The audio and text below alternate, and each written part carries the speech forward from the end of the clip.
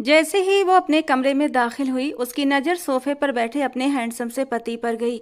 वो वहीं खड़ी रहकर डीएसपी जमाल को गौर से देखने लगी। कितनी ही देर तक वो बस पलकें झपकाए बिना उसे देखती रही। उसका मन ही नहीं भरता था। एक बार देखती तो दोबारा देखने का मन करता। वो था ही इतना खूबसूरत, मन मोहने वाला। हालांकि खूबसूरत तो हमीरा भी कम नहीं थी, लेकिन डीएसपी जमाल की बात ही कुछ और थी, और ये हमीरा का सबसे मनपसंद काम हुआ करता था। उसे अपने पति को देखना बेहद पसंद था। धीरे धीरे खुमारी भरे अंदाज में कदम बढ़ाते हुए वो डीएसपी जमाल के पास आई थी।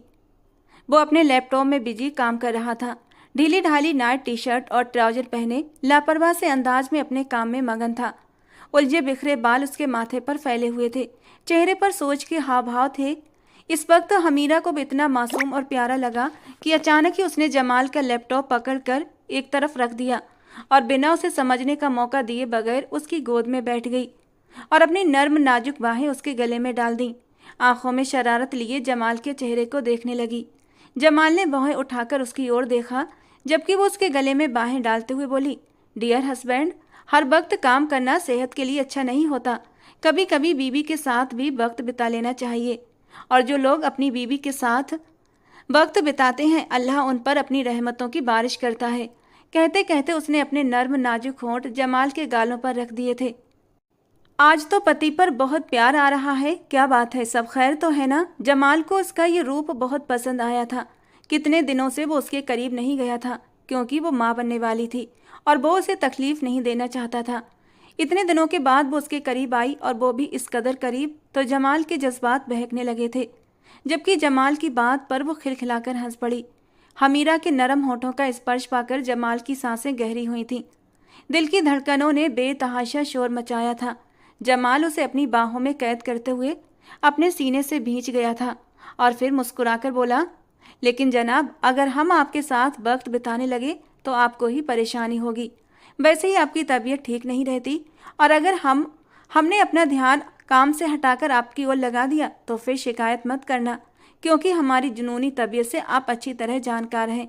जब एक बार जज्बात में भर जाते हैं तो जब तक अपने जज्बातों को शांत न कर लें, हमें सुकून नहीं मिलता।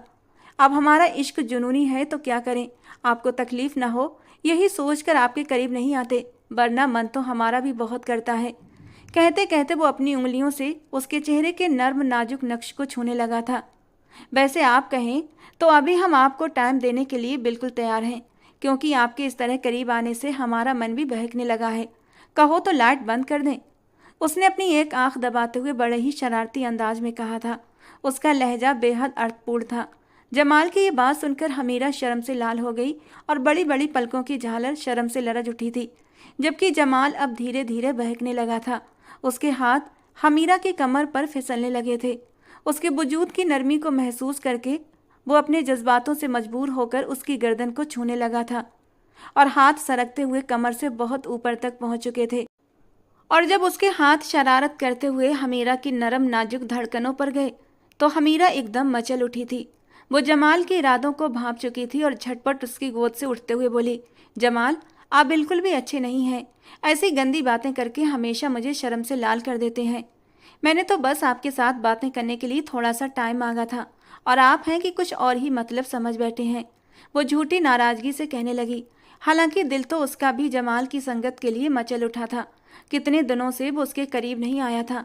हालांकि वो जानती थी कि वो उसका ख्याल करके ही उसके करीब नहीं आता, लेकिन वो भी जज्बातों से भरी एक जवान लड़की थी।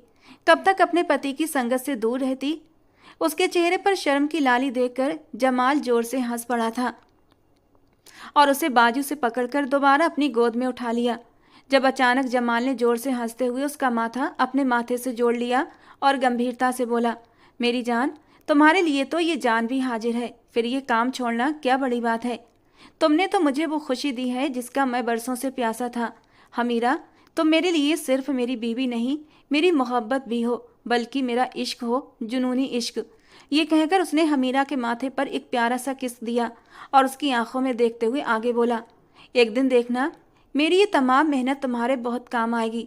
मैं एक केस पर काम कर रहा हूँ, दुआ करो हम वो केस जीत जाएं। अगर वो अपराधी फांसी पर चढ़ जाए तो मैं चैन की सांस लूँगा। हमारे समाज की बिगड़ी हुई व्यवस्था हमारी हालत ख़राब कर देती है। हम इतनी मेहनत से मुजरिम को पकड़ते हैं और पीछे से फौरन ऑर्डर आ जाता है कि उसे छोड़ दो। यही वजह है कि मैं इस केस में पूरी दिलचस्पी ले रहा हूँ, ताकि कोई मौका हाथ से निकल ना जाए। हमीरा मुस्कुराई और अपने पति की आंखों में देखते हुए बोली, मुझे आपकी काबिलियत पर पूरा यकीन है। आप ये केस जरूर जीतेंगे इंशाअल्लाह। अल्लाह आपको कामयाबी देगा। डियर वाइफ, कामयाबी तो तभी मिलेगी जब अब मेरे इस बेचैन दिल को सुकून आएगा। उसके बाद ही मैं अपने काम पर फोकस कर सकूंगा। अब जो मेरे जज्बातों में आग लगाई है तो इन्हें शांत भी मेरी जान तुम्हें ही करना होगा।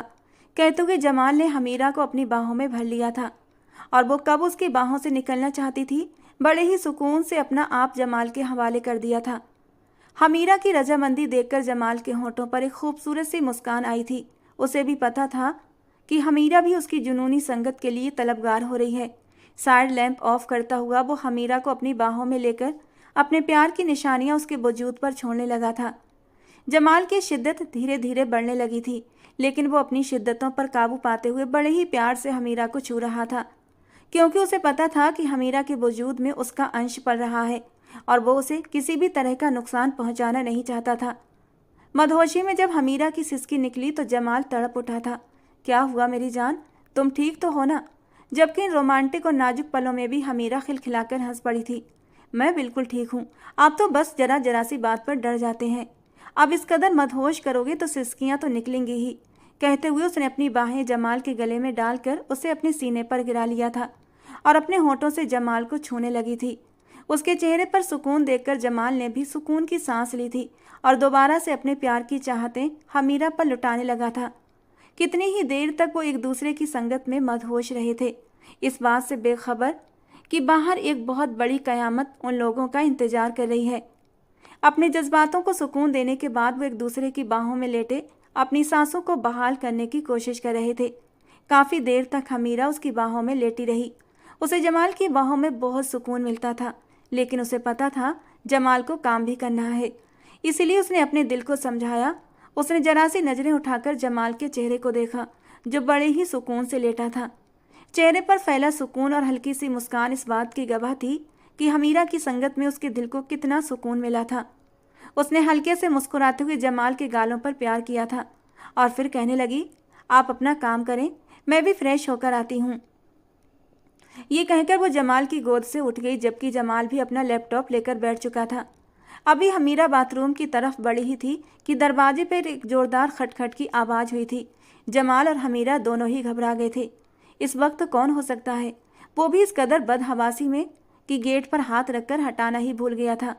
हमीरा जल्दी से गेट की तरफ बढ़ी थी और घबराए हुए अंदाज में दरवाज़ा खोल दिया। सामने ही हमीरा की सास खड़ी थी। वो जल्दी से घबराई हुई अंदर दाखिल हुई। उन्होंने जमाल की ओर देखा और घबराए हुए लहजे में बोली, जमाल, वो छोटी। वो कुछ बोलना चाहती थीं लेकिन बोल नहीं पा रही थीं। घबराहट की वजह से उनका सांस बहुत तेजी से फूल रहा था। चेहरे पर पसीने की बूंदें झिलमिला रही थीं। उसकी माँ जिस अंदाज में उसकी छोटी बहन का नाम ले रही थी, कुछ तो गड़बड़ हुई थी। जमाल को ऐसा लगा जैसे किसी ने उसका दिल मुट्ठी में भींच लिया हो। उसकी छोटी बहन उसकी जान थी। वो उसे बहन नहीं बल्कि अपनी बेटी मानता था। उसकी छोटी बहन उससे पूरे 12 साल छोटी थी और जब वो इस दुनिया में आई थी तो खुद उसने अपने हाथों से अपनी छोटी बहन को फीडर बना बना कर पिलाया था। उसकी देखभाल की थी, क्योंकि छोटी के जन्म पर उसकी माँ काफ़ी बीमार हो गई थी। अपनी माँ के मुंह से ऐसे शब्द सुनकर वो बेखुदी में कमरे से बाहर भागा था। एक अनजाने डर से उसकी धड़कनें तेज हो गई थीं। उधर हमीरा की सास ने हमीरा की ओर बस एक नफरत भरी नज़र डाली थी और फौरन कमरे से बाहर चली गई। जमाल, जो अब तक पागल सा हो रहा था, अपनी माँ को देखते हुए बेचैनी से बोला, क्या हुआ मम्मा, सब खैरियत तो है ना? और छोटी कहाँ है, क्या हुआ है उसे? आप इतनी घबराई हुई क्यों हैं? उसकी माँ रोते हुए बोली, तुम्हारी बहन को होश नहीं आ रहा, उसने छत से छलांग लगा ली है। और ये सुनकर तो जमाल को लगा जैसे उसके सर पर आसमान टूट पड़ा हो। वो बेयकीनी से अपनी माँ की ओर देखने लगा। छोटी ऐसा कैसे कर सकती है? वो तो छोटी सी थी, नाजुक सी, बहुत डरपोक सी है, छोटी छोटी सी बातों पर डर जाने वाली। फिर भला वो छत से नीचे? इससे आगे तो वो कुछ सोच ही नहीं सका था। जमाल उल्टे पांव बाहर भागा। वो किसी दीवाने की तरह लग रहा था।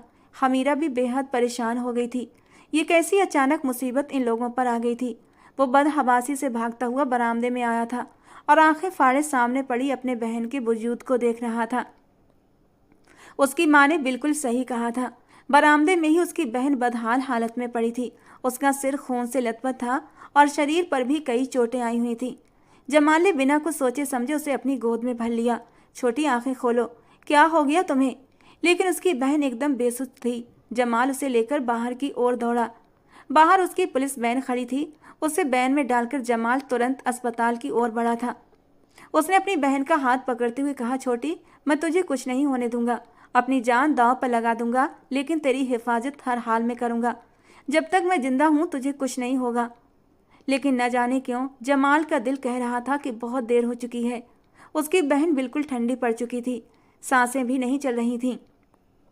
और यही सोचकर जमाल का दम घुटने लगा था। उसके हाथ पांव ठंडे पड़ने लगे थे। 2-3 बार उसकी गाड़ी किसी से टकराते टकराते बची थी। जैसे ही वो अस्पताल पहुंचा, उसकी उम्मीदें और भी टूटने लगी थीं। लेकिन वो फिर भी अल्लाह पर पूरा यकीन रखना चाहता था। वो जारा को अपनी बाहों में भरकर पागलों की तरह अस्पताल में भागा। तुरंत ही उसकी बहन को इमरजेंसी केस के तौर पर एडमिट कर लिया गया था। लेकिन जैसे ही डॉक्टर ने उसकी जांच की, जो खबर आई जिसने जमाल की दुनिया ही उजाड़ दी। डॉक्टर ने कहा, डेथ काफ़ी पहले हो चुकी है, अस्पताल लाने में बहुत देर हो गई। गिरने के कारण इनकी रीढ़ की हड्डी में गहरी चोट आई थी और सर पर भी गंभीर चोटें आई हैं और वो घटना स्थल पर ही दम तोड़ चुकी थी। ये सुनते ही जमाल पूरी ताकत से जमीन पर गिर पड़ा। उसकी आंखों के आगे अंधेरा सा छा गया। वो वही डीएसपी जमाल था जिसका नाम सुनते ही लोग डर से कांपते थे, जो कभी किसी को माफ नहीं करता था। एक ऐसा ईमानदार पुलिस अफसर जिसने कभी रिश्वत की तरफ देखने तक की जरूरत न समझी थी। लेकिन आज अपनी बहन की मौत की खबर सुनकर वो डीएसपी जमाल बिखर गया था। चीखें मार मार कर रो पड़ा था। शायद आज जिंदगी में वो पहली बार रो रहा था। वो तो बहुत बहादुर था, हर तरीके के हालात का सामना करने के लिए खुद को हमेशा तैयार रखता था। लेकिन उसकी बहन की मौत ने उसे अंदर से तोड़ कर रख दिया था। उसे यकीन नहीं हो रहा था कि उसकी हंसती खेलती बहन अब इस दुनिया में नहीं रही। उसकी आंखों से आंसू लगातार बह रहे थे। वो मजबूत दिल का मालिक लेकिन आज अपनी बहन की जुदाई में जोर जोर से रो पड़ा था। उसका दिमाग बिल्कुल सुन्न पड़ गया था। कहा जाता है कि मर्द रोते नहीं, लेकिन अगर कोई मर्द किसी के लिए रो पड़े तो यकीन मानो वो इस इंसान से बेइंतहा मोहब्बत करता है। थोड़ी देर बाद उसकी माँ और हमीरा भी अस्पताल पहुंच गई थी। जमाल को जमीन पर पड़ा देखकर उनका कलेजा मुंह को आ गया। हमीरा ने तुरंत जमाल को अपनी गोद में समेट लिया। जमाल ने जैसे ही उसे सामने देखा वो उसके गले लगकर जोर जोर से रो पड़ा। उसकी चीखों की आवाज़ पूरे अस्पताल में गूंज रही थी। जमाल को रोते देखकर दोनों समझ गई थी कि अब जारा इस दुनिया में नहीं रही। वो दोनों भी रोने लगी थीं। हर कोई जमाल को रहम भरी नज़रों से देख रहा था। हमीरा उसकी पीठ सहलाते हुए बोली, हिम्मत रखिए जमाल, अल्लाह हमारे साथ है, वो उसकी मगफिरत करेगा। इस तरह टूटने से कुछ हल नहीं निकलेगा। अपनी माँ को देखिए, उनकी हालत तो और भी बुरी है। हमीरा का दिल बेहद उदास था। उसने कभी अपनी ननद से कोई दुश्मनी नहीं रखी थी। वो एक अच्छी भाभी, एक अच्छी बहू और एक अच्छी पत्नी थी। उसने हमेशा दिल से सबकी सेवा की थी। हमीरा वैसे भी जारा के बहुत करीब थी, इसलिए उसकी मौत का उसे भी गहरा सदमा पहुंचा था। हमीरा ने जमाल को संभालकर ऊपर कुर्सी पर बिठा दिया। जमाल का दिमाग बिल्कुल सुन्न हो गया था, लेकिन हमीरा की हिम्मत देने पर वो थोड़ा संभला और अस्पताल के कामों में लग गया। ये एक पुलिस केस था, इसीलिए कुछ औपचारिकताएं पूरी करने में समय लगा। लेकिन चूंकि ये कानून का मामला था, जमाल ने अपनी पहुंच और सबूतों के जरिए जल्दी ही इस मामले को निपटा दिया था। सारी कागजी कार्रवाई पूरी करने के बाद भी लोग घर वापस लौट आए थे। अभी वो लोग जारा की बॉडी को घर नहीं लाए थे, क्योंकि अस्पताल की कुछ जरूरी कार्रवाई और रहती थी। घर में मातम का सा माहौल छा गया था। तभी अचानक जमाल की माँ जोर जोर से रोने लगी और हमीरा की ओर इशारा करके दर्द भरे लहजे में बोली, तुम्हारी बहन की कातिल कोई और नहीं जमाल, बल्कि तुम्हारी बीवी हमीरा है। इसी ने तुम्हारी बहन को मार डाला। हाय, मेरी मासूम बच्ची, इस डायन ने उसकी जान ले ली। हमीरा जो जमाल को पानी देने जा रही थी, हैरान होकर अपनी सास को देखने लगी। ये वो क्या कह रही थी? हाँ, वो गम में डूबी थी, लेकिन इस दुख में भी वो इतना बड़ा इल्जाम उस पर कैसे लगा सकती थी? जमाल ने अपनी माँ की ओर हैरानी से देखते हुए कहा, मम्मा, फालतू बातें मत करें। आप हमीरा पर ऐसे बेबुनियाद इल्जाम नहीं लगा सकती। अगर आप गम में हैं तब भी संभल कर बात करें। वो मेरी बीवी है, इस घर की इज्जत, मैं उस पर इस तरीके के इल्ज़ाम बर्दाश्त नहीं करूँगा। वो तुरंत तड़प उठा था। वो पहले भी अपनी बीवी के खिलाफ एक शब्द नहीं सुनता था और आज भी उसने सुनने से इनकार कर दिया था। लेकिन उसकी माँ फौरन अपनी जगह से उठकर खड़ी हुई। वो जमाल की ओर देखते हुए बोली, जमाल, मैं अपनी बेटी की कसम खाकर कहती हूँ कि तुम्हारी बीबी ही कातिल है। वो तुम्हारी बहन को उल्टी सीधी पट्टियाँ पढ़ाकर भड़काती रही थी, उसके मन में मोहब्बत का फितूर डाला और आखिर में उसे ठुकरा दिया। जब जारा को एहसास हुआ कि इसका भाई नौमान उसे नहीं मिल सकता तो उसने खुदकुशी कर ली। तुम्हारी बीवी ही इस घर की खुशियों की कातिल है। इसने ही मेरी बेटी को इस गलत काम को करने के लिए उकसाया है, बल्कि हो सकता है इसने ही मेरी बेटी को अपने रास्ते से हटाया हो, क्योंकि इसे डर था अगर इसने उसकी शादी अपने भाई से न करवाई तो कहीं तुम्हारे और इसके रिश्ते में खराबी पैदा ना हो जाए। इसीलिए इसने मेरी बेटी को अपने रास्ते से हटा दिया, उसकी जान ले ली।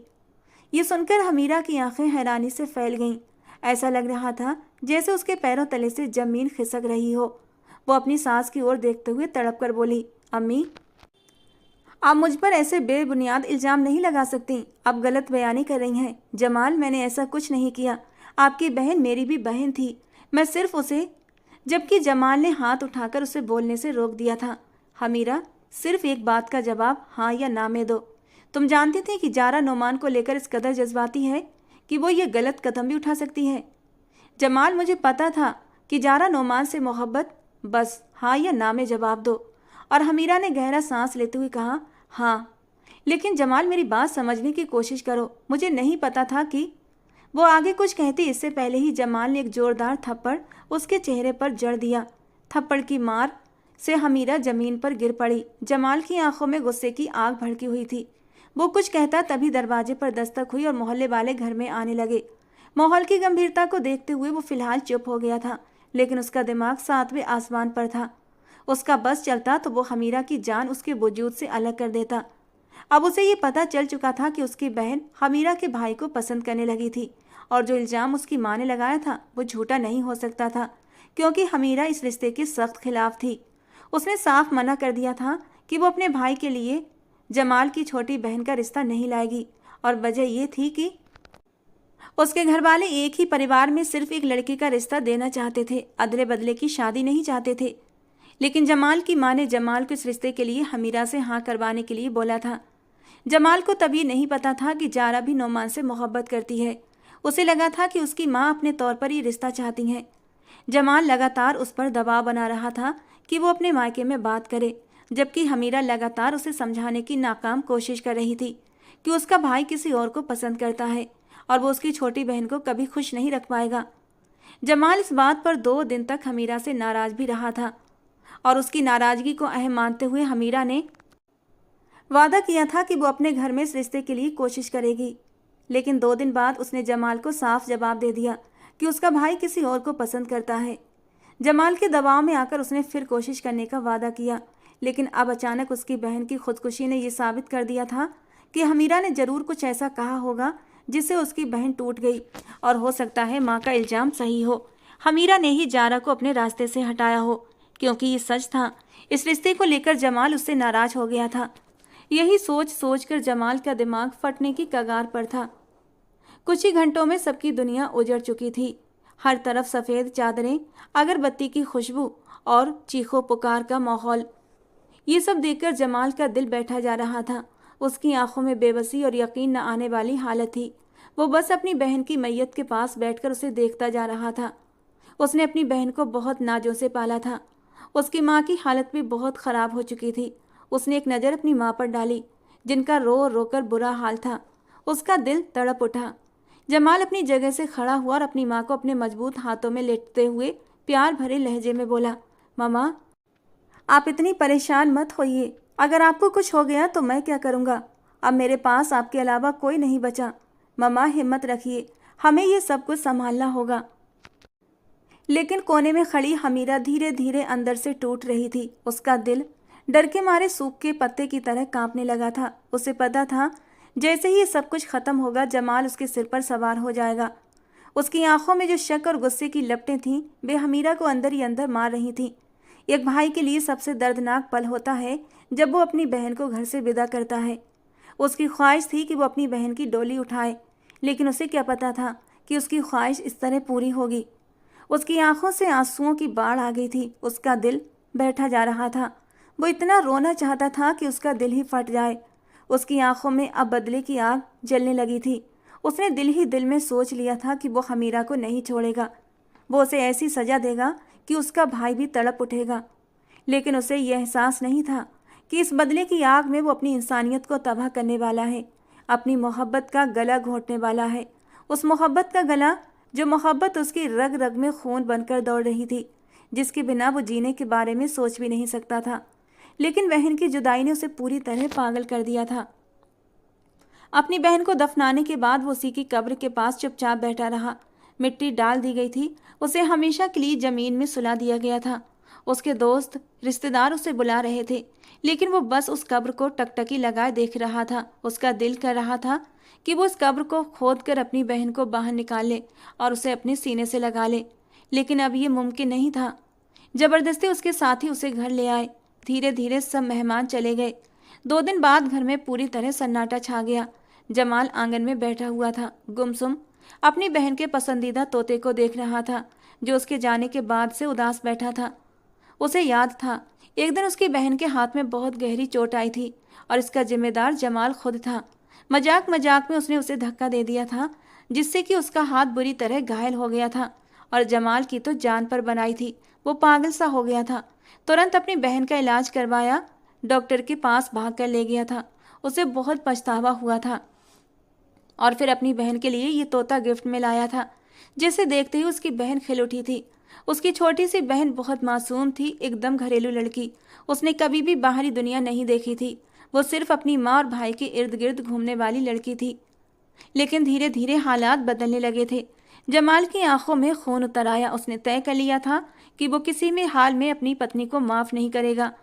हाँ, वो हमीरा से प्यार करता था, उसके लिए जान भी दे सकता था, लेकिन अब मामला उसके खून का था, उसकी सगी बहन का।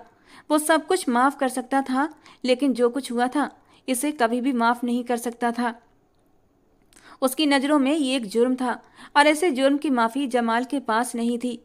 वो गुस्से में अपनी जगह से उठा और गुस्से से भड़कता हुआ हमीरा के पास पहुंच गया, जबकि हमीरा अपने कमरे में सहमी हुई सी बैठी थी। उसका बस नहीं चल रहा था कि किसी तरह चार दीवारी से भाग जाए, लेकिन दुनिया के दिखावे के लिए उसे यहाँ रुकना पड़ा था। जमाल के हाव भाव साफ बता रहे थे कि वो उसे माफ़ नहीं करेगा, लेकिन उसे ये अंदाज़ा नहीं था कि जमाल इतनी हद तक चला जाएगा।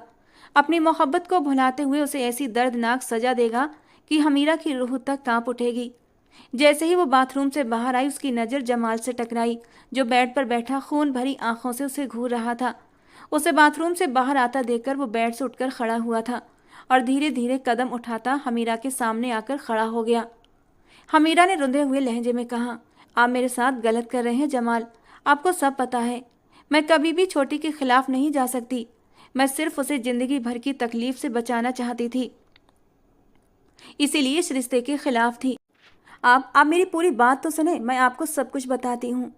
वो कुछ और भी कहते इससे पहले ही जमाल तेजी से उसके पास पहुंचा और उसका बाजू लोहे की तरह मजबूत पकड़ में लेते हुए बोला, अब जो भी बकवास करनी है ना, कोर्ट में करना। मेरे सामने फालतू की सफाइयाँ मत दो। मैं जमाल खान हूँ, तो मैं इस गलती के लिए किसी भी हाल में माफ़ नहीं करूँगा। तुमने वो कदम उठाया है जिसके लिए मेरे पास कोई गुंजाइश नहीं है हमीरा। तुम अच्छे से जानती थी कि मेरी बहन मेरे लिए बेटी जैसी थी, लेकिन तुमने अपने पति की मोहब्बत की कोई कदर नहीं की। तुमने मेरे प्यार को पैरों तले रौंद दिया है। हमीरा कुछ कहने के लिए मुंह खोल ही रही थी कि जमाल ने उसकी पकड़ और भी ज़्यादा मजबूत कर दी और फिर उसे खींचते हुए बाहर ले गया। हमीरा का तो दिल ही बैठा जा रहा था। वो किसी भी तरह जमाल की पकड़ से निकलकर भाग जाना चाहती थी। सामने ही पुलिस की वैन खड़ी थी। जमाल ने हमीरा को जोर से धक्का देकर गाड़ी में बिठाया और खुद गाड़ी स्टार्ट करके सीधा पुलिस स्टेशन की ओर बढ़ गया। हमीरा गिड़गिड़ाते हुए बोली, खुदा के लिए जमाल, मेरी बात सुनिए। अम्मी झूठ बोल रही हैं, मैं कसम खाती हूँ मेरी जारा से कोई बात नहीं हुई थी। आज तो पूरा दिन हम दोनों की मुलाकात ही नहीं हुई। और जमाल, ये तो तुम भी जानते हो, जब जारा के साथ ये घटना हुई उस वक्त हम दोनों एक दूसरे के साथ थे। लेकिन जमाल उसकी कोई भी बात नहीं सुन रहा था। बकवास मत करो। आज तुम अपनी माँ के घर गई थी और वहाँ से लौटने के बाद तुमने मेरी बहन को तकलीफ दी। जरूर तुम अपना काम करने के बाद ही मेरे पास आई थी। मैं तुम्हें माफ़ नहीं करूँगा। मैं तुमसे मोहब्बत करता था, लेकिन मैं इतना अंधा नहीं कि अपनी बहन की मौत को यूं ही जाने दूं। हमीरा सिद्दीकी, मेरी बहन का खून इतना सस्ता नहीं था और हमीरा उसकी बात सुनकर बिल्कुल चुप हो गई थी। कितनी ही देर तक वो जमाल को आंसू भरी निगाहों से देखती रही। आज पहली बार जमाल ने उसके नाम के आगे अपना नाम लगाने की बजाय उसके पिता का नाम लगाया था। उसे अब समझ आ गया था कि जमाल को समझाना नामुमकिन है। चंद मिनटों के बाद पुलिस स्टेशन आ चुका था। हमीरा का कलेजा मुंह को आ गया। वो आज तक पुलिस स्टेशन के करीब भी नहीं गई थी। उसका शौहर डीएसपी था, लेकिन आज से पहले उसने कभी थाने की शक्ल नहीं देखी थी, क्योंकि थाने में उसे अजीब सी दहशत होती थी। और आज उसका दिल रो रहा था। उसने जमाल की तरफ देखते हुए दर्द भरी आवाज़ में कहा, मेरी बात का यकीन कर लीजिए, मैंने कुछ नहीं किया, खुदा की कसम मैं बेगुनाह हूँ। लेकिन जमाल उसकी तरफ देखना भी नहीं चाहता था। वो मुड़ा और हमीरा को खींचते हुए पुलिस स्टेशन के अंदर ले गया। हमीरा के लिए एक ऐसा पल था जैसे जमीन फटे और वो उसमें समा जाए।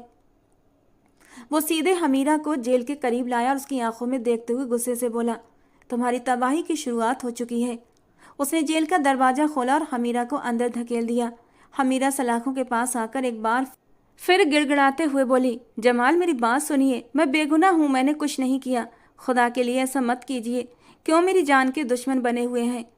जब आपको सच का पता चलेगा तब आप खुद से भी नजरें नहीं मिला पाएंगे। लेकिन जमाल तो उसकी तरफ देखना भी नहीं चाहता था। उसने एक महिला कांस्टेबल को आवाज़ दी और उसे चाबी सौंपते हुए बोला, इस लड़की से सच उगलवाने के लिए अपनी हर मुमकिन कोशिश करो। ये मत सोचना कि ये डीएसपी जमाल की पत्नी है तो तुम इसके साथ नरमी बरतोगी। ये सिर्फ एक मुजरिम है और इसके साथ वही व्यवहार होना चाहिए जो एक मुजरिम के साथ होता है। महिला कांस्टेबल ने तुरंत सिर हिलाकर हामी भरी और जमाल से चाबी ले ली। जमाल जिस तरह आया था उसी तरह चुपचाप चला गया। हमीरा की तो जान सूख गई थी। वो 2 महीने की प्रेग्नेंट थी और ये बात जमाल को अच्छी तरह पता थी। अब उसका ये बर्ताव देखकर हमीरा का दिल फटने के करीब था। उसने तो आज तक जमाल का सिर्फ मोहब्बत वाला रूप ही देखा था। जब वो अपनी मोहब्बतें और शिद्दतें उस पर लुटाता था, उसकी जरा सी तकलीफ पर तड़प पड़ता था। लेकिन आज ये कौन सा रूप खुलकर उसके सामने आया था। उसके आंसू उसकी आंखों में सूख गए थे। वो रोना चाहती थी, चीखना चाहती थी, लेकिन अब आवाज़ उसके गले से निकल नहीं रही थी। कम से कम वो हमीरा का नहीं तो अपने बच्चे का ही ख्याल कर लेता, उसे बोलने का एक मौका तो देता। लेकिन नहीं, उसने तो उसे सफाई भी नहीं मांगी थी। हमीरा का दिल पहली बार जमाल की तरफ से मैला पड़ा था। बेवकूफ़ थी वो जो इस पत्थर दिल आदमी के पीछे भाग रही थी, इसे बेपनाह मोहब्बत कर रही थी। वो तो जमाल की मोहब्बत में अपनी जान भी कुर्बान कर देती। उसे जमाल से जुड़े हर रिश्ते से मोहब्बत थी, क्योंकि उसे जमाल से मोहब्बत थी। और वो सोच भी कैसे सकता था कि वो उसकी बहन की जान ले सकती है। क्या मोहब्बत में यकीन इतना ही कमज़ोर होता है? और अगर इतना ही कमज़ोर होता है तो वो मोहब्बत हो ही नहीं सकती। वो चुपचाप कोने में जाकर बैठ गई थी और अल्लाह से दुआ करने लगी कि वो और उसका बच्चा इस जगह पर सुरक्षित रहे। उसे अच्छे से पता था कि जमाल ने जो कहा था उसे नज़रअंदाज नहीं किया जाएगा। अब बस वो अपने रब से दुआ ही कर सकती थी कि यहाँ मौजूद महिला पुलिसकर्मी उस पर रहम करे। लेकिन इस दौर में कोई किसी का नहीं होता और पुलिस वालों से किसी मुजरिम के लिए रहम की उम्मीद करना एकदम बेकार था। कुछ ही पल बाद जेल का दरवाज़ा खुला और हमीरा का कलेजा मुंह को आ गया। वो थर थर काँप रही थी, आंखों से आंसू लगातार बह रहे थे। गर्मी न होने के बावजूद भी उसके माथे पर पसीना छलक आया था। एक महिला कांस्टेबल अंदर आई और उसका बाजू पकड़कर बाहर खींचने लगी। डर के मारे हमीरा की चीखों पुकार से पूरा पुलिस स्टेशन गूंज उठा। गुस्से में कांस्टेबल ने हमीरा के मुंह पर एक थप्पड़ मारते हुए कहा, अब अगर तेरी आवाज़ मेरे कानों में टकराई तो मैं तेरा ऐसा हाल करूंगी कि कोई तुझे मेरे कहर से बचा नहीं पाएगा। चुपचाप अंदर चल, वरना। हमीरा के रोंगटे खड़े हो गए। वो किस मुसीबत में फंस चुकी थी उसे समझ नहीं आ रहा था। उसने कांस्टेबल के आगे हाथ जोड़ते हुए कहा, मैं बेगुनाह हूँ, मैंने कुछ नहीं किया। मेरी सास मुझ पर झूठा इल्ज़ाम लगा रही है, वो गलत बयानी कर रही है। लेकिन किसी ने भी उसकी एक न सुनी। उसे घसीट कर रिमांड रूम में ले जाया गया और उससे वो सच उगलवाए जाने की हर मुमकिन कोशिश की जाने लगी जो उसने किया ही नहीं था। लेकिन उसने एक बार भी नहीं सोचा। हमीरा टूटी हुई हालत में ज़मीन पर पड़ी से सक रही थी। वो बस अल्लाह से दुआ कर रही थी कि कोई उसके हक में गवाही दे दे, कोई उसे निर्दोष साबित कर दे। लेकिन उसे महसूस हो चुका था कि अब सच सामने आना बहुत मुश्किल है। उसने कभी कल्पना भी नहीं की थी कि जमाल उसके साथ इस तरह का व्यवहार करेगा। शादी की पहली रात ही जमाल ने उसे कह दिया था कि ये शादी उसकी अपनी पसंद से हो रही है और ये सब सुनकर तो हमीरा की खुशी का कोई ठिकाना नहीं था। उसकी माँ की बातों से उसे पहले ही अंदाजा हो गया था, लेकिन जब खुद जमाल ने कबूल किया कि हाँ मैं तुमसे मोहब्बत करता हूँ और मैंने ही अपनी माँ को तुम्हारे घर रिश्ता लेकर भेजा था, तब हमीरा 7वें आसमान पर पहुँच गई थी। शादी की पहली रात ही वो उस पर टूट कर बरसा था। उसकी ये जुनूनी मोहब्बत देखकर हमीरा बुरी तरह सहम चुकी थी, लेकिन जमाल ने हंसते हुए उसे अपनी बाहों में भर लिया था और कहा था, मेरी जान, तुम मेरी जुनूनी मोहब्बत की आदी हो जाओगी। भरोसा करो मेरा, तुम्हें खुद मेरी इस जुनूनी मोहब्बत में सुकून मिलेगा। ये कहकर उसने लाइट ऑफ की थी और हमीरा को हर पर्दे से आज़ाद कर दिया था। और जमाल ने बिल्कुल ठीक कहा था। पहले वो थोड़ा सा घबराई थी, लेकिन उसकी मोहब्बत पाकर वो अंदर तक सुकून पा चुकी थी। और तब जमाल ने उसे अपनी बाहों में समेटते हुए उसके कान में धीरे से सरगोशी की थी। कहा था ना मेरी जान, तुम्हें मेरी इस जुनूनी भरी मोहब्बत में सुकून मिलेगा। और उसने भी शर्माते हुए अपना सर उसके सीने में छुपा लिया था। कितनी खुशहाल जिंदगी थी दोनों की। हर रात उनकी सुहागरात जैसी होती थी और फिर पूरा दिन एक दूसरे के लिए तड़पते हुए गुजरता था। क्योंकि शादी के नए नए दिन थे तो मेहमानों का आना जाना लगा हुआ था, तो कहीं दावत में जाना होता, इसीलिए वो दिन में बहुत ही कम मिल पाते थे। लेकिन रात होते ही दोनों की बेताबियां अपने चरम पर होती थीं और वे दीवाने होकर एक दूसरे की बाहों में लिपट जाते। और फिर दोनों की मोहब्बत सिर्फ शादी के नए नए दिनों तक सीमित नहीं रही थी, बल्कि हर दिन उनकी मोहब्बत और भी जोर पकड़ती जा रही थी। धीरे धीरे वक्त के साथ जमाल ने अपने हर लहजे और हर काम से उसे एहसास कराया कि वो उसके लिए कितनी अहमियत रखती है। हालांकि उसकी सास उसे कुछ खास पसंद नहीं करती थी, लेकिन फिर भी जमाल की मोहब्बत में उसने सब कुछ नज़रअंदाज कर दिया था। वो अपनी सास का बुरा रवैया भी हंसकर सह लेती थी, लेकिन जारा का रवैया उसके साथ अच्छा था और वो जारा को बिल्कुल अपनी छोटी बहन की तरह मानती थी। हाँ, कभी कभी वो अपनी सास की शिकायत जमाल से लगा भी देती तो जमाल हंसकर उसे अपने करीब करता और कहता, मम्मी की आदत ही ऐसी है, तुम इग्नोर कर दिया करो, और मैं हूं ना तुम्हारे साथ, फिर तुम्हें किस बात का गम है। लेकिन आज जब हमीरा को उसकी सबसे ज़्यादा ज़रूरत थी, जब उसे पूरा यकीन था कि जमाल उसकी बात सुनेगा, उस पर भरोसा करेगा, तब उसका वही पति उससे मुंह मोड़ चुका था। थोड़ी देर बाद ही उसके कानों में उसके भाई नोमान की आवाज़ गूंज उठी। उसने तड़प कर बाहर की ओर देखा। जमाल ने घर जाते ही नोमान को खबर दे दी थी कि उसकी बहन रिमांड रूम में है और जल्दी ही उसे सज़ा सुना दी जाएगी। ये सुनते ही नोमान बेचैन हो उठा। वो अपनी बहन से बेहद प्यार करता था और किसी भी हालत में नहीं चाहता था कि उसकी बहन को कोई नुकसान पहुंचे। जब वो पुलिस स्टेशन पहुंचा तो हमीरा को रिमांड रूम में ले जाया जा चुका था। उसने बहुत हंगामा किया, लेकिन उसकी कोई बात नहीं सुनी गई और उसे बाहर निकाल दिया गया। वो अंदर ही अंदर तड़प रहा था कि आखिर ये सब कैसे हो गया। उसने एक लड़की को पसंद किया था और उसी से शादी करना चाहता था, लेकिन जब उसके लिए जारा का रिश्ता आया तो उसने इनकार कर दिया था। लेकिन उसे ये पता नहीं था कि वो इतना बड़ा गलत कदम उठा लेगी और इसका इल्ज़ाम उसकी बहन पर आएगा। वो बहुत पछता रहा था। काश काश उसे पहले से पता होता कि ये सब हो जाएगा, तो वो कभी भी इस रिश्ते से इनकार न करता, बल्कि चुपचाप जारा से निकाह कर लेता। थोड़ी देर बाद रिमांड रूम का दरवाज़ा खुला, जबकि हमीरा खुद में सिमट गई थी। उसकी सिसकियां पूरे कमरे में गूंज रही थीं। कमरे में आने वाला शख्स कोई और नहीं बल्कि उसका शौहर जमाल था। हमीरा ने नफरत और गुस्से से अपना मुंह फेर लिया था। वो अब उस इंसान के सामने कोई भी सफाई देना नहीं चाहती थी, क्योंकि उसे उसकी बात का भरोसा ही नहीं था। इतनी जिल्लत सहने की तुम्हें ज़रूरत नहीं है, सच कबूल कर लो। मैं वादा करता हूँ तुम्हारी सज़ा कम करवाने की कोशिश करूँगा। आखिर तुम मेरे बच्चे की माँ बनने वाली हो, इतना तो मैं तुम्हें दे ही सकता हूँ, जमाल ने हिकारत भरे लहजे में कहा। जमाल, मुझे अब आपकी हमदर्दी की ज़रूरत नहीं। आप जिस कदर मेरे ऊपर जुल्म कर सकते थे आपने कर लिए। इंसान को तकलीफ़ तभी तक होती है जब उसके दिल में एक आस हो, एक उम्मीद हो, और जब उसे लगता है कि सब कुछ ख़त्म हो चुका है तो वो हर दर्द के लिए ख़ुद को तैयार कर लेता है। मेरे लिए भी सब कुछ ख़त्म हो चुका है। आपकी मोहब्बत मेरे दिल से निकल चुकी है। मुझे कोई फ़र्क नहीं पड़ता अब आप मेरे ऊपर कौन सा इल्ज़ाम लगाते हैं और मुझे कौन सी सज़ा देते हैं। जिस इंसान को अपने बच्चे तक की परवाह नहीं, वो मेरी परवाह क्या करेगा। मैं नादान थी जो एक ऐसे पत्थर दिल आदमी से मोहब्बत कर रही थी। और उसकी ऐसी बातें सुनकर जमाल को गुस्सा आया था।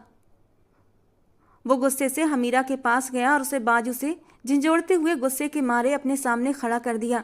बहुत बोलने लगी हो तुम। खैर, तुम्हारा भी कसूर नहीं है। हर मुजरिम ऐसे ही बोलकर अपने जुर्म को छुपाने की कोशिश करता है। लेकिन मैं भी जमाल खान हूँ। तुम अपने मुंह से खुद स्वीकार करोगी कि तुमने ही मेरी बहन की जान ली है, और तब मैं खुद अपने हाथों से तुम्हें सजा दिलवाऊंगा। और मोहब्बत की बात करती हो, मेरे दिल से भी तुम्हारी मोहब्बत उसी दिन निकल गई थी जब मुझे पता चला कि तुमने मेरी बहन की जान ली है। एक ऐसी लड़की से मैं मोहब्बत कर भी कैसे सकता हूँ जो इतनी जालिम हो सकती है कि उसकी नज़र में किसी की जान की कोई अहमियत ना हो। कान खोलकर सुन लो हमीरा सिद्दीकी, नफरत करता हूँ तुमसे और पूरी जिंदगी इसी तरह नफरत करता रहूँगा। हमीरा उसके कड़वे शब्द बर्दाश्त नहीं कर पाई और उसकी बाहों में ही बेहोश हो गई। एक पल के लिए जमाल का दिल किसी ने मुट्ठी में भींच लिया। उसकी नज़रें हमीरा के बेहोश चेहरे पर जाकर टिक गई थीं, जिस पर तकलीफ के आसार साफ नजर आ रहे थे। आंसू जो बह बहकर गालों पर सूख चुके थे और सफ़ेद दूधिया गालों पर मटमैले से निशान बना रहे थे। वो उसकी बीवी थी, उसकी पहली मोहब्बत, और अब तो उसके बच्चे की माँ भी बनने वाली थी। क्या जो वो कर रहा था वो सही था? अचानक उसके दिल ने उसे एहसास दिलाया कि उसे हमीरा की बात भी सुननी चाहिए। एक तरफा फैसला सही नहीं होगा। लेकिन फिर उसका गुस्सा उसकी बहन के लिए उमड़ पड़ा। गुस्से में जलते हुए उसने दिल की बात को नज़रअंदाज कर दिया और गुस्से से भरा हुआ लेडी कांस्टेबल को बुलाया और हमीरा को उनके हवाले कर दिया। फिर तेज तेज कदमों से चलता हुआ घर की तरफ निकल गया। जब वो घर पहुंचा तो पूरे घर में सन्नाटा पसरा हुआ था। कुछ दिन पहले तक इसी घर में उसकी बीवी और बहन की हंसी गूंजती थी, और आज उन दोनों में से कोई भी घर में नहीं था। उसे अपनी माँ का ख्याल आया। आज तीसरा दिन था और उसे यह भी नहीं पता था कि उसकी माँ किस हाल में है। वो तेजी से अपनी माँ के कमरे में गया, जहाँ उसकी माँ अपनी बेटी की तस्वीर को सीने से लगाए अधमूंदी आंखों से पड़ी थी, और उनकी ये हालत देखकर जमाल की आंखों में भी आंसू आ गए थे। उनका बिगड़ा हुआ हाल देखकर ये बताने के लिए काफ़ी था कि वे गहरे सदमे में थीं। बिल्कुल एक माँ के लिए उसकी बेटी की जुदाई किसी भी हाल में बर्दाश्त नहीं की जा सकती। जमाल धीरे धीरे कदम बढ़ाते हुए अपनी माँ के करीब बैठ गया। तभी अचानक रुखसाना बेगम हड़बड़ाकर जाग उठीं और जोरों से चिल्लाने लगीं, जारा, जारा। उनकी इस हालत को देखकर जमाल की आंखों से आंसू टपक पड़े और वो बेकरार जमीन पर गिर गया। उसने अपनी माँ को सीने से लगाते हुए कहा, मम्मा, जारा आ जाएगी, आप फिक्र मत करें, इस तरह अपना हाल मत बिगाड़िए। आपने दवा ली थी? रुखसाना बेगम दर्द से रोते हुए जमाल के सीने से लग गईं, जैसे उन्हें सुकून मिला हो, और फिर तड़प कर बोली, नहीं जमाल, हमारी जारा अब कभी नहीं आएगी। वो हमें हमेशा के लिए छोड़कर चली गई है। मुझे बहुत आश्चर्य होता है कि हमने उसे इतनी खुशियाँ दी थीं, उसे अपनी पलकों पर बिठाया था, फिर भी उसने एक अजनबी के लिए तुम्हें और मुझे धोखा दे दिया और हमें बर्बाद करके इस दुनिया से चली गई। जबकि जमाल ने दर्द से आंखें मींच लीं। यही तो वो बात थी जो उसे तकलीफ दे रही थी। आखिर उसकी मोहब्बत में ऐसी कौन सी कमी रह गई थी जो जारा एक अजनबी लड़के के लिए खुद को ऐसे मोड़ पर ले आई कि उसकी वापसी मुमकिन ही नहीं थी। मगर वो इस तरह बिखर नहीं सकता था। उसकी माँ का साया अभी भी उसके सिर पर मौजूद था और उसे अपनी माँ को हर हाल में संभालना था। वैसे भी रुखसाना बेगम शुगर की मरीज थीं। अगर उसने उन्हें नहीं संभाला तो मामला बिगड़ सकता था। वो रुखसाना बेगम का चेहरा थामते हुए बोला, नहीं मम्मा, आप इस तरह आंसू न बहाएं। अल्लाह ताला की इसमें भी कोई ना कोई मसलहत शामिल होगी। हर इंसान अपनी ज़िंदगी लिखवा कर आता है। हो सकता है हमारी जारा की उम्र ही इतनी लिखी हो। मगर उसकी माँ ने नकार में सिर हिलाया और दर्द भरे लहजे में बोली, नहीं जमाल, हमारी जारा की उम्र इतनी नहीं थी। उसे जीने का हक छीना गया है। मैं तुम्हारी बीवी को कभी माफ़ नहीं करूँगी। उसे कड़ी से कड़ी सज़ा दिलवाऊंगी। जमाल ने अपनी माँ के आसपास अपनी बाहें लपेटते हुए कहा, आपको परेशान होने की कोई ज़रूरत नहीं है। ये काम तो मैं खुद अंजाम दूंगा। उसे रिमांड रूम में छोड़ कर आया हूँ। अब पुलिस अपने तरीके से उससे सच उगलवाएगी। देखना, जल्दी ही वो अपना गुनाह कबूल कर लेगी। वो समझती है कि अगर वो मेरे बच्चे की माँ बनने वाली है तो उसे माफ़ी मिल जाएगी। मैं उसे अपना बच्चा भी छीन लूँगा और उसे कत्ल के इल्ज़ाम में सज़ा भी दिलवाऊँगा। उसके लहजे में नफरत थी। उसकी माँ ने एक पल के लिए जमाल को देखा और फिर खामोशी से सिर झुका लिया। समय का पहिया आगे को बढ़ा। अपनी माँ को संभालने के बाद वो अपने कमरे में आ गया। उसे एक अजीब सी बेचैनी महसूस हो रही थी। उसका बस नहीं चल रहा था कि वो कहीं भाग जाए, कमरे में न जाए, मगर इस जगह के अलावा उसके पास कोई दूसरा ठिकाना भी नहीं था। पुलिस स्टेशन में हमीरा थी और घर पर माँ। वो कहीं और नहीं जा सकता था, इसलिए उसने अपने कमरे का रुख किया। कमरे में दाखिल होते ही उसे चारों तरफ हमीरा की कमी महसूस हुई। वो चुपचाप सोफे पर बैठ गया और उस दिन का वाक़या याद करने लगा। हमीरा का उसके पास आना, उससे लाड करना अपनी मोहब्बत का इजहार करना। जब से उसे अपने बच्चे के आने की खबर मिली थी वो बहुत खुश हुआ था। प्रेगनेंसी के नए नए दिन थे तो हमीरा की तबीयत खराब रहने लगी थी और हमीरा की खराब तबीयत के चलते वो पूरे 1 महीने तक हमीरा के करीब नहीं गया था। लेकिन उस दिन जब हमीरा खुद उसके करीब आई थी तो उसके जज्बात बहक उठे थे। दोनों ने कितना खूबसूरत वक्त एक दूसरे के साथ गुजारा था। वो लम्हा याद करके चेहरे पर हल्की सी मुस्कान आ गई, मगर अगले ही पल उसने अपना सिर झटकते हुए खुद से कहा, नहीं, मुझे इस कातिल से मोहब्बत नहीं। मैं जमाल खान तुम्हें किसी भी कीमत पर माफ़ नहीं करूँगा। तुमने वो गुनाह किया है जिसकी माफ़ी मेरे पास नहीं।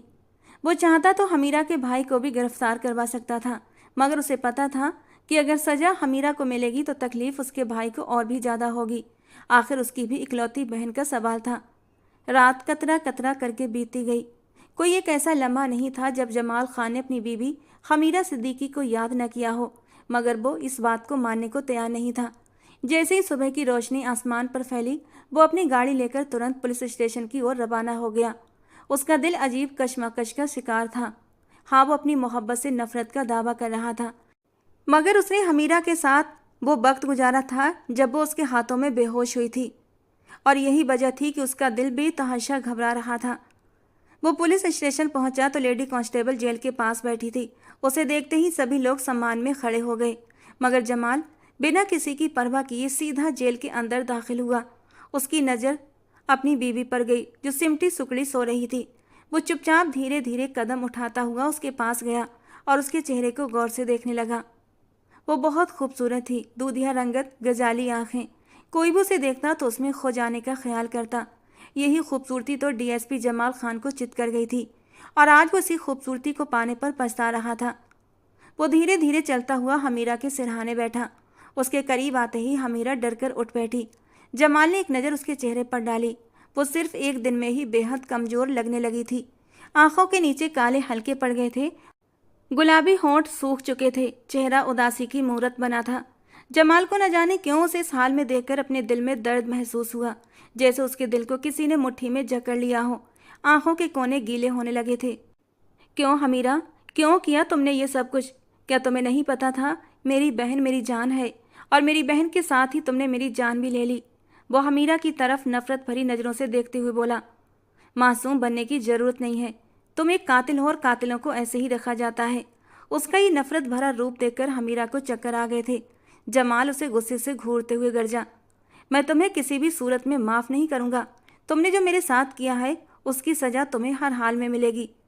कल तुम्हारी अदालत में पेशी है, अपने आप को हर चीज़ के लिए तैयार कर लो। ये कहकर वो रुका नहीं था, क्योंकि वो हमीरा को इस हालत में देख ही नहीं पा रहा था।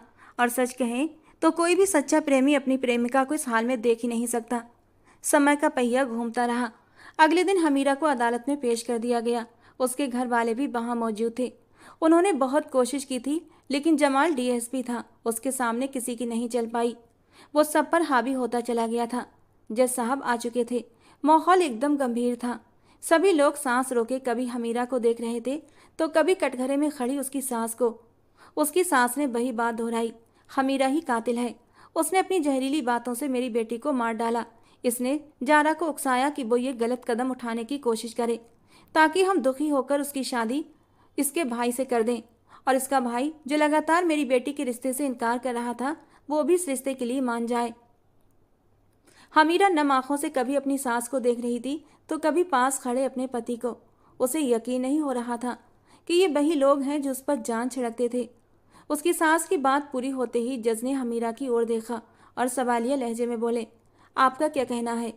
ये लोग आप पर आरोप लगा रहे हैं कि आपने इनकी बेटी को आत्महत्या के लिए उकसाया। इनकी बातों से तो ये स्पष्ट है कि आप ही जारा खान की हत्यारी हैं। इस पर आपका क्या कहना है? जज साहब की बात खत्म होते ही सबकी नज़रें हमीरा पर टिक गईं, जबकि जमाल की आंखों में भी एक उम्मीद झलक रही थी। काश ये आरोप झूठे साबित हो जाएं। वो किसी भी हाल में हमीरा को कातिल मानने को तैयार नहीं था। हाँ, उसने हमीरा को टॉर्चर किया था, उसे रिमांड रूम में भेजा था, उसे ये एहसास कराया था कि अब वो उसके लिए कोई मायने नहीं रखती। लेकिन वो सब झूठ था। वो दिखाने के लिए जालिम बना था, लेकिन अंदर से उसका दिल यही चाहता था कि उसकी बीवी निर्दोष साबित हो जाए। कुछ देर की खामोशी के बाद हमीरा ने अपनी सास की ओर देखते हुए नम आवाज में कहा, मैंने आपकी सेवा इसलिए नहीं की थी कि आप मुझ पर ऐसा इल्ज़ाम लगाएं, लेकिन मुझे फिर भी आपसे कोई शिकायत नहीं। आप सास हैं और दुनिया जानती है कि सास कैसी होती है। मुझे तो बस अपने शौहर पर अफसोस है, जो मेरी हर धड़कन से वाकिफ होने के बावजूद मुझ पर यकीन नहीं कर पाया। फिर उसने जज की ओर देखा और कहा, जज साहब, मेरी ननद मेरी सबसे अच्छी दोस्त थी। ये सच है कि उसने मेरे सामने मेरे भाई के लिए अपने जज्बातों का इजहार किया था। वो मेरे भाई को पसंद करने लगी थी, लेकिन जब मैंने अपने भाई से ये बात की तो उसने मना कर दिया, क्योंकि वो पहले ही किसी और में दिलचस्पी रखता था। बात ये नहीं कि रिश्ता मना हो गया था, बल्कि बात यह थी कि इस ना को मेरी सास ने अपनी जिद बना लिया था। मेरी ननद ने ज़्यादा हंगामा नहीं किया था, वो बस खामोश हो गई थी। उसका बस यही कहना था कि जो अल्लाह को मंजूर होगा वही होगा, इस इनकार में भी कोई न कोई भलाई होगी। जमाल हमीरा को ही देख रहा था। ये बातें उसके लिए नई थीं। उसकी आंखों में हैरानी झलक रही थी। हमीरा आगे बोली, मेरी अलमारी में एक नीले रंग की डायरी रखी है, मेरे कपड़ों के बीच। मैं अदालत से उसे पेश करने की गुजारिश करती हूँ। वो डायरी किसी और की नहीं बल्कि मेरी ननद जारा की है। उसे अपनी हर बात लिखने की आदत थी। आत्महत्या से पहले भी उसने अपनी डायरी लिखी थी और उसमें साफ साफ लिखा है कि उसने ये कदम क्यों उठाया। अब अदालत का माहौल एकदम बदल चुका था। जो लोग अब तक हमीरा को दोषी मान रहे थे, उनमें एक नई उम्मीद की किरण जागी थी। हमीरा का वकील भी उसे अविश्वास से देख रहा था, क्योंकि उसने कभी इस डायरी का जिक्र नहीं किया था। हमीरा ने आगे कहा, उस डायरी में साफ लिखा है कि उसकी मौत की जिम्मेदार मैं नहीं बल्कि उसकी माँ की बातें हैं। वो अपने घर की लाडली थी, लेकिन उस पर दबाव था कि वो कभी कोई गलती नहीं करेगी। उसके माँ बाप जो चाहेंगे वही होगा। हाँ, वो मेरे भाई को पसंद करती थी, लेकिन ये पसंद उसकी माँ ने उसके दिल में डाली थी। जब रिश्ता मना हो गया तो बेवजह उसे ताने दिए जाने लगे कि तुम्हारी कम खूबसूरती की वजह से रिश्ता मना हुआ है, तुम हो ही मनहूस, अब देखना तुम्हारा कहीं रिश्ता नहीं होगा। भला आजकल के ज़माने में तुम जैसी काली कलूटी लड़की से कौन शादी करता है। लेकिन ऐसा कुछ भी नहीं था। जारा देखने में ठीक थी, बस मेरा भाई किसी और में दिलचस्पी रखता था। मैंने हर मुमकिन कोशिश की थी, लेकिन उसके नसीब में ये शादी लिखी ही नहीं थी। उसने अपनी डायरी के आखिरी पन्ने पर साफ साफ लिखा था कि मेरी मौत का जिम्मेदार कोई और नहीं है बल्कि मैं अपनी मौत खुद मर रही हूँ। हाँ, घर की बातें मुझे परेशान कर रही हैं। मैं बहुत दबाव में आ चुकी हूँ। ये सब सहते सहते थक गई हूँ। मुझे अब अपनी बदसूरती के ताने और नहीं सहे जाते। जब मैं अपनी माँ को ही बदसूरत लगती हूँ तो फिर दुनिया से कैसा शिकवा। घुट घुट कर मरने से अच्छा है एक बार में ही मर जाऊं। मरने से पहले उसने ये सारी बातें अपनी माँ को भी रोते हुए बताई थीं और फिर उसने ये कदम उठा लिया। हमीरा ने जज के सामने खुले शब्दों में कह दिया कि जज साहब, जारा ने जब ये कदम उठाया था मैं उसके पास नहीं थी बल्कि मैं जमाल के पास थी, अपने पति के करीब थी, उसके साथ खूबसूरत पल बिता रही थी। अगर मेरी बात झूठ हो तो आप खुद डीएसपी जमाल से पूछ सकते हैं कि जब उनकी बहन के मरने की खबर उन्हें मिली थी तब वो मेरे साथ क्या कर रहे थे। वो जमाल की आंखों में आंखें डालकर बात कर रही थी, जबकि जमाल के चेहरे पर शर्मिंदगी के भाव उभर आए थे। वो अपने उन नाजुक पलों को अदालत में भी घसीट लाएगी उसे अंदाजा नहीं था, लेकिन शायद तकलीफ सहते सहते और बदगुमानी का बोझ सहकर हमीरा का दिल बुरी तरह भर चुका था। इसीलिए अब उसे न कोई गम था न किसी बात की कोई परवाह थी। बोली, मिस्टर जमाल, क्या आपकी पत्नी सही कह रही हैं? जब आपकी बहन के मरने की खबर मिली उस वक्त ये आपके साथ थीं और जमाल ने न चाहते हुए भी इस बात का इकरार किया था। जी जज साहब, उस समय हम एक दूसरे के साथ वक्त गुजार रहे थे। और जज ने अजीब सी नज़रों से जमाल को देखा था। हमीरा आगे बोली, जज साहब, गुनहगार कोई और नहीं बल्कि मेरी सास हैं। इन्होंने ही अपनी बेटी को समझा नहीं बल्कि उसे दुखी दिल को और भी चोट पहुंचाई और वो इस चोट को सहन न कर सकी, इसीलिए उसने इस दुनिया से जाने का फैसला कर लिया। जमाल अपनी माँ और हमीरा को बारी बारी अविश्वास भरी नज़रों से देख रहा था और उसकी माँ अचानक अपना आपा खो बैठी और चिल्लाने लगी कि वो बेगुनाह है, उन्होंने कुछ नहीं किया। लेकिन हमीरा ने ये बात इतनी ठहराव और सुकून से कही थी कि हर कोई उस पर यकीन करने लगा। वो डायरी की जांच की गई तो जो कुछ हमीरा ने कहा था वो सब सच साबित हुआ। जारा के निधन के बाद तुरंत हमीरा उसके कमरे में गई थी। उसे पता था कि जारा डायरी लिखती थी और उसे यकीन था मरने से पहले वो उसमें कोई ऐसी बात जरूर लिख कर गई होगी जो उसके लिए फ़ायदेमंद साबित हो सकती थी। अगले ही दिन वो डायरी हमीरा के हाथ लग गई थी। वो जमाल को बताना भी चाहती थी, लेकिन वो सुनने को तैयार ही नहीं था। और फिर जो रवैया, जो रूप उसने जमाल का देखा था उसके दिल में जमाल के लिए गुस्सा और नफरत भर चुकी थी। वो अब जमाल को कुछ बताना ही नहीं चाहती थी। वो उसके जुल्म की आखिरी हद को सहना चाहती थी और इसीलिए उसने चुप्पी साध ली थी। और आज जब सबके सामने सच्चाई आई तो जमाल टूट चुका था। पहले अपनी बहन को खोना, फिर अपनी माँ की सच्चाई का पता चलना और अब अपनी पत्नी से दूर हो जाने का एहसास, ये सब उसे ख़त्म कर चुका था। लेकिन इस बार हमीरा ने अपना दिल मजबूत कर लिया था।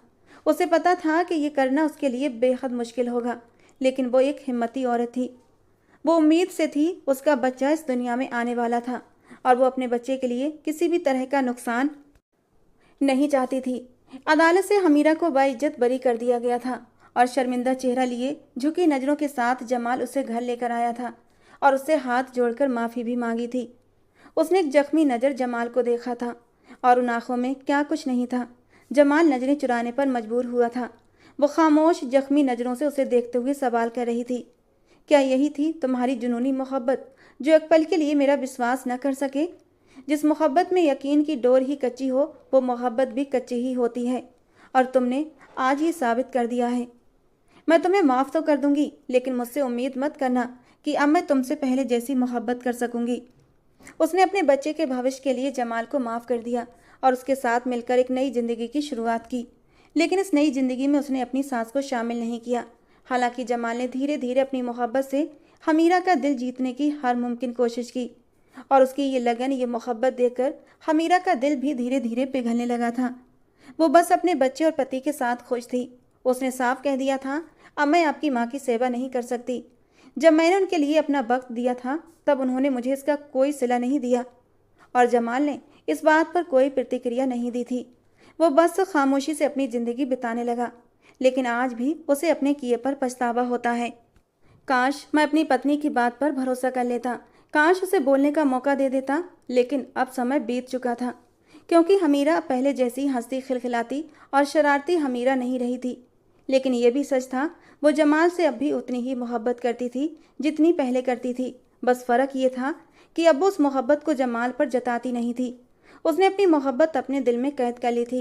हालांकि उसने जमाल से नफरत करने की और उससे दूरी बनाने की हर मुमकिन कोशिश की थी, लेकिन उस दिल का क्या करती जिसमें जमाल की मोहब्बत कूट कूट कर भरी हुई थी। वो उसकी पहली मोहब्बत था, उसका शौहर था, उसके बच्चे का बाप था।